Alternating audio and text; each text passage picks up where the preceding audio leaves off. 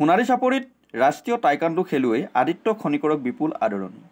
উত্তৰ প্ৰদেশৰ বেৰেলীত অনুষ্ঠিত ৪১তম ৰাষ্ট্ৰীয় টাইকাণ্ডো প্ৰতিযোগিতাত অংশগ্ৰহণ কৰি ব্ৰঞ্জৰ পদক লাভ কৰিবলৈ সক্ষম হোৱা খেলুৱৈগৰাকীক ফুলাম গামোচাৰে উষ্ম আদৰণি জনায় সোণাৰী চাপৰি মিলন নগৰ গাঁওবাসীয়ে।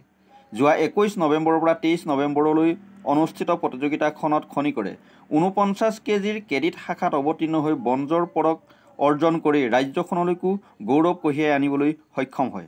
সোণাৰী চাপৰি টাইকাণ্ডো একাডেমীত ৩ বছৰ প্ৰশিক্ষণ লৈয়ে ৰাষ্ট্ৰীয় পৰ্যায়ত উজলি উঠা আদিত্য খনিকৰ সোণাৰী চাপৰি মিলন নগৰৰ জিতেন খনিকৰ আৰু মুনমুনি সন্দিকৈৰ পুত্ৰ। শ্ৰী আদিত্য খনিকৰ। মই যোৱা ২১ নৱেম্বৰৰ পৰা ২৩ নৱেম্বৰলৈ অনুষ্ঠিত হোৱা উত্তৰ প্ৰদেশৰ বেৰেলীত ৪১তম ৰাষ্ট্ৰীয় টাইকাণ্ডো প্ৰতিযোগিতাত কেডেট শাখাৰ ৩৯ কেজিত মই ব্ৰঞ্জ পদক পাবলৈ সক্ষম হৈছোঁ আৰু মই অসমৰ টীম হৈ খেলিব গৈছিলোঁ। তাৰে ৪৫জন গৈছিলে আৰু ১১জনে মেডেল পাবলৈ সক্ষম হৈছে। তাৰে এজন মই। ভৱিষ্যতে ইয়াতকৈ আগলৈ যাবলৈ কষ্ট কৰিম।